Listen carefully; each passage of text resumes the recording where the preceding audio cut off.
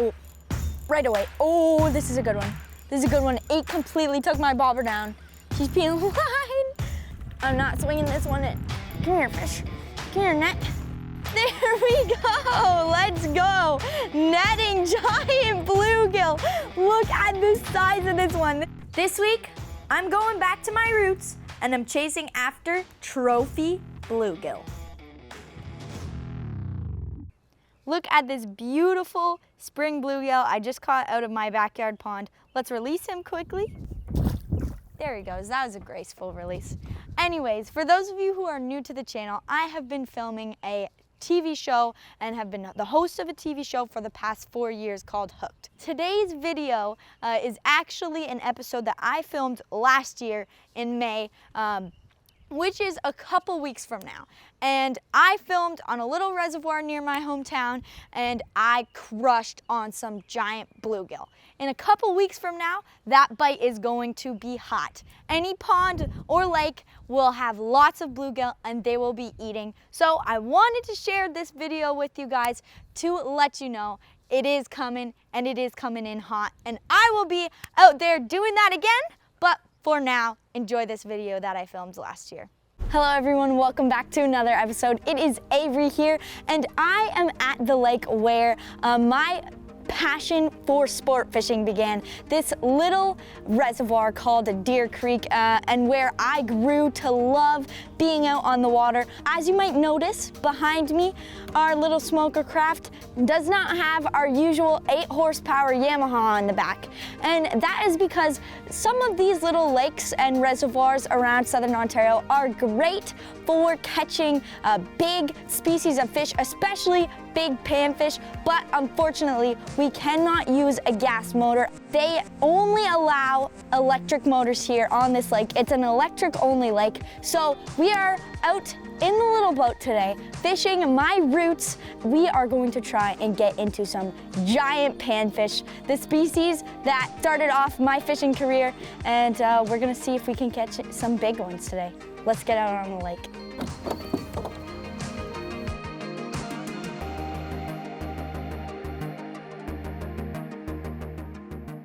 All right, so we are out here on the lake and we are in the little boat, like I mentioned, and we actually do have technology for the little boat, sonar, down imaging, side imaging, but we do not have it rigged up today. So I'm going to show you guys how you would approach fishing a little lake with this, one that maybe you've never fished before without technology. And the single most important thing I would say is having a good pair of sunglasses. Polarized glasses are key for fishing a small lake like this without technology. And that is because they take the glare, they take the reflection off of the water, and you can see in the water. They're not necessarily specifically for seeing fish per se, but you can see underwater, so that means you can see structures such as weeds, such as logs, different basically fishy areas. So you don't have to be on top of the fish and see the fish directly underwater, but you can see where to basically start fishing. We probably are going to see the fish because they are up in the shallows, the panfish this time of year, and this lake is very clear water, so we will be able to basically get on top of them by seeing them. But if you are in a lake where you can't necessarily see the fish, you can still see structure using polarized sunglasses and know where to start. All right, so it is kind of like my first time on this lake in a little while, and if you were approaching fishing a new body of water, you would want to be using some type of search bait. You don't necessarily need to use a giant bait to look for giant fish, but if you are fishing panfish, search bait such as this little Macbeth crankbait is actually perfect. It's shocking, but these little fish will chase these little baits. So if you are approaching a new body of water, you want to cover as much water as possible and try and find where the fish are. Using a bait that you can cast and crank in is the perfect way to efficiently efficiently search a body of water for a species of fish, because while I'm using my sunglasses to search for structure, to search for fishy areas, I will have a line in the water because I'll be casting and reeling and looking with my sunglasses, and having a line in the water betters your chances of actually hooking into fish. Oh, fish on. Fish on. Chucked it right at shore. Into the weeds. Oh, it's a big bluegill. Big bluegill. Woohoo! Good way to start off the day searching for fish using this tiny Macbeth crankbait. These things catch the giants and they find the fish. Okay, so we actually are going to take some of these home, maybe have a snack a little bit later. Bluegill are actually one of the tastiest freshwater fish out there. We love deep frying these guys. So instead of dragging them around in like a basket, which is what we usually do, today I brought this cool live bait cooler, and it actually has a system in it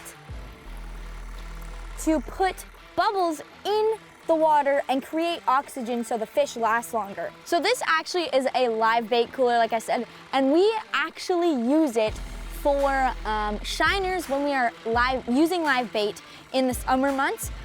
It's so awesome to have when using live bait because it's a cooler, so it keeps the shiners cold. You don't usually do well in the warm weather, so it keeps the shiners cold, and the oxygen levels from this air pump make sure that there's oxygen bubbles in the water to keep them breathing and keep them healthy.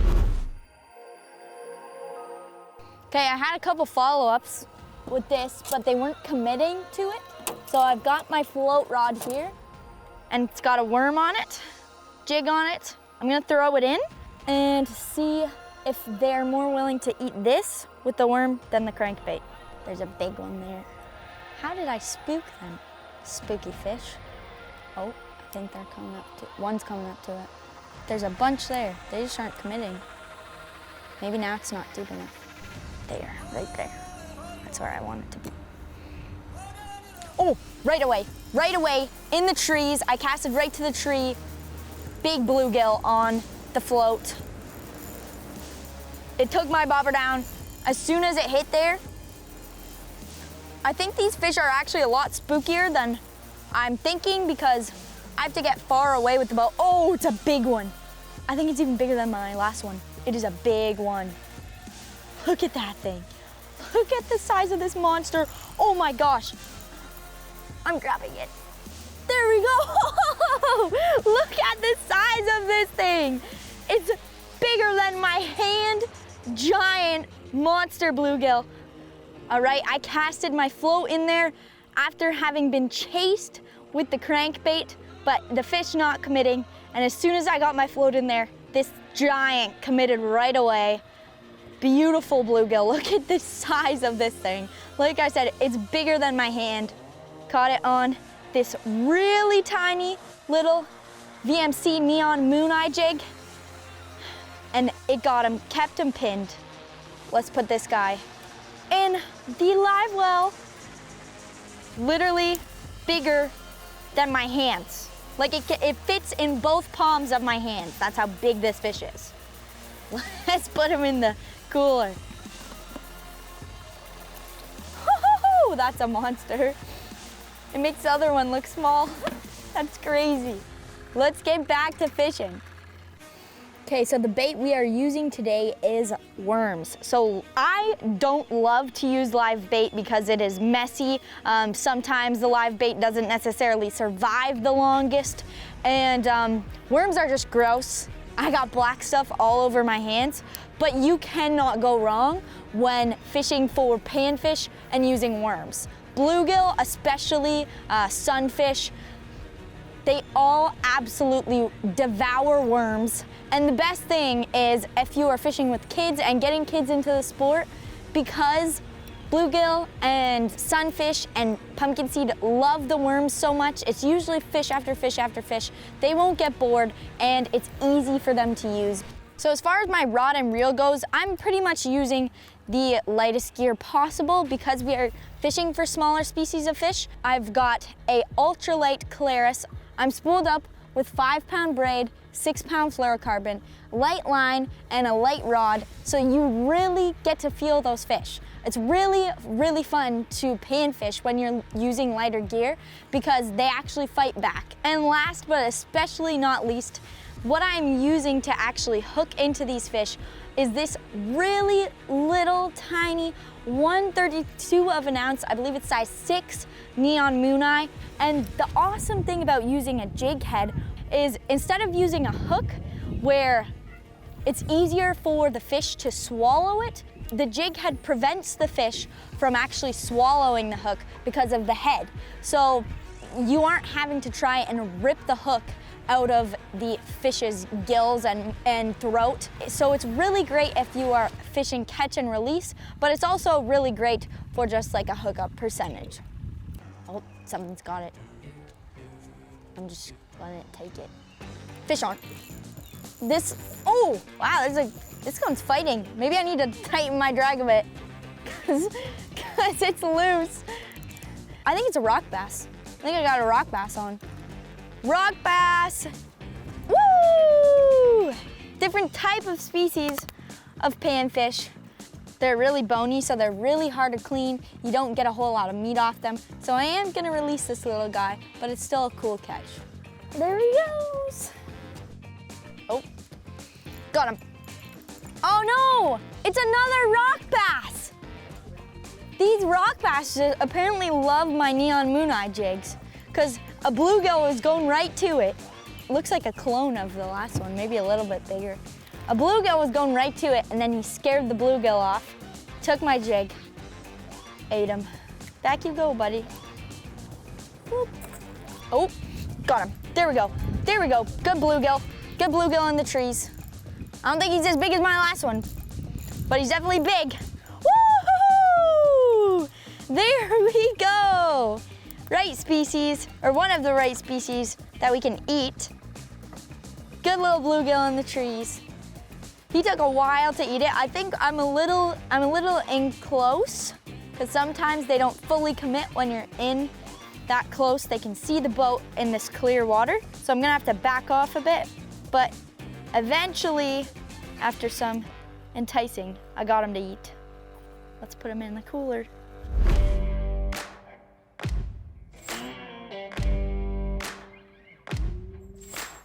Okay, we're done with those trees. We're moving on to this point, and we're gonna see if we can catch any here.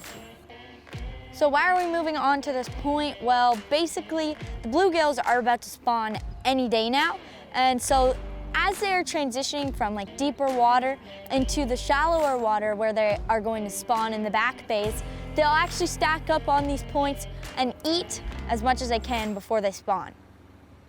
Fish on. Oh, this is a big fish. This is not a bluegill. This is a largemouth bass. This is not what we are looking for, but it is a fun surprise. Oh my goodness. Woo! He smashed that bait. Obviously, we are trying to catch panfish today, but it's a good little bycatch. Woo! This is why it's always good to pack a net too, because I was not getting this fish on a crankbait with my hands. Let's get him back. Whew, there he goes. Well, we came across that point, and usually we see them stacked up this time of year, but other than that largemouth, it was a deserted wasteland pretty much, so we're gonna keep on going here. Ooh, right away. Oh, this is a good one. This is a good one. 8 completely took my bobber down. She's peeling line. There we go, right on the other side of the tree in shallow, in this bay, this back bay. We are hooked up. He wanted it. Oh, it's another giant bluegill. Giant. Flip him in, flip him in. Oh my goodness. Look at the size of these things. That's what I'm talking about when I say you can catch big fish in little lakes. Let's unhook him. There we go. She's unhooked. I have a feeling there's lots more back there. Let's put them in the tank and get back to fishing. Oh my gosh, there's 2 of them. Oh, there we go. I just lost one. It just had popped off the hook, and then this one came in. This one's actually a little guy compared to the other ones. It's still a good sized bluegill, but we've got a little guy hooked up. He's not the trophy size bluegill we want, so I'm gonna release this one.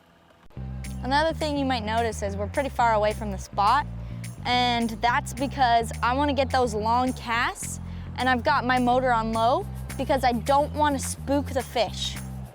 Sometimes, especially in lakes like this one with really clear water, just the sound from the boat moving, and because the water is so clear, the fish actually seeing the boat will spook them. So I'm trying to stay away from my spot as best as I possibly can, still being able to cast to it, but being far enough away that I can't or won't spook the fish.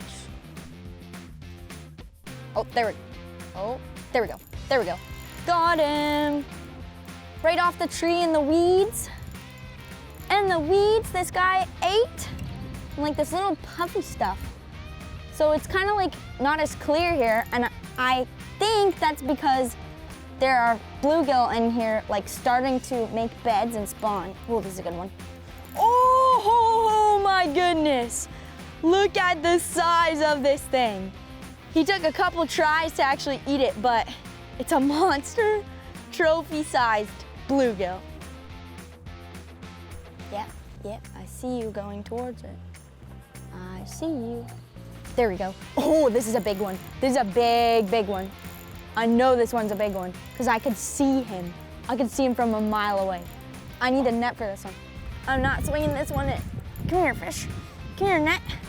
There we go, let's go. Netting giant bluegill.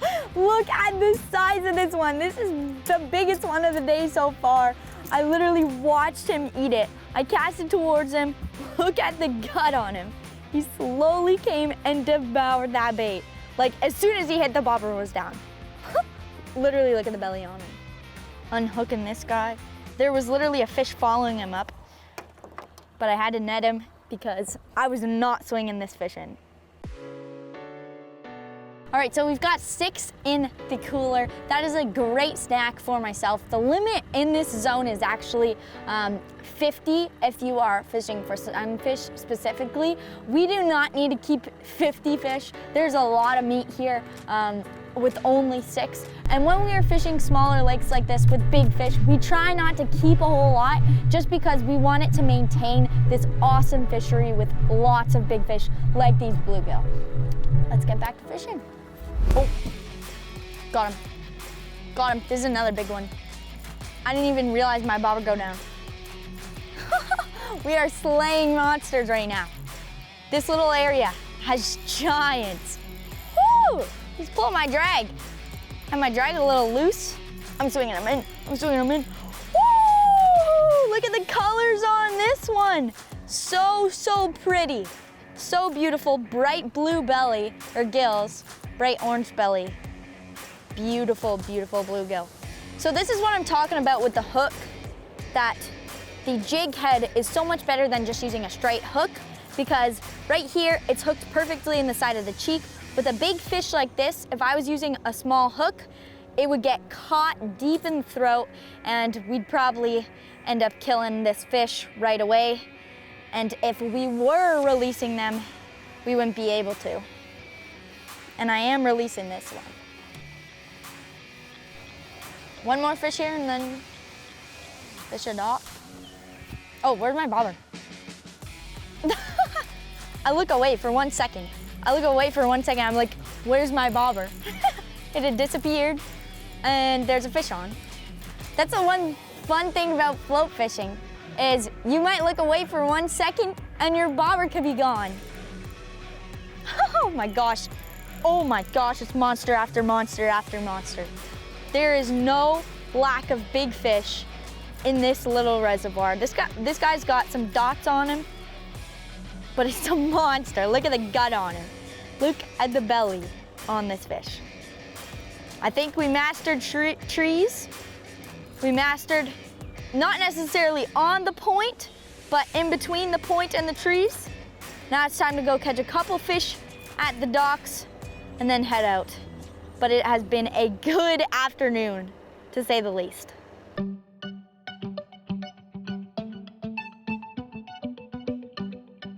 All right, well, I'm struggling with the docks today. That's like shocking, but also at the same time, like I said, fish are in their like staging period, pre-spawn. Oh, and fish on. I guess I ate my words. As soon as I said I was struggling with the docks, a fish ate. Oh, it's not a bluegill though, but you still catch lots of different species of panfish here on the docks. Little rock bass, I guess, to end my day off on the docks. Third one of the day. He completely smashed that. Beautiful little fish. Let's release him. All right, folks, that is it for today. It was a pretty successful day here on Deer Creek, one of my favorite little reservoirs, my favorite places in the whole world to fish. Like I said, it's my roots. I grew up on this lake.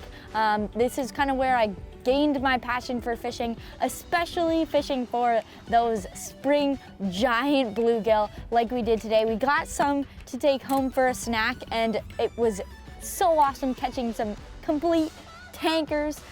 If you get a chance, grab yourself some little tiny crankbaits, a jig head, and a float. Don't turn your nose up to bluegill because they are so much fun to catch and they taste really good in the frying pan. Hope you guys enjoyed today's episode. I had a great time making it. Try out these techniques I showed you when searching a new smaller body of water, because I promise you, you're bound to hook into something, especially with the glasses and the little crankbait. I will see you next time, and remember to take a kid fishing.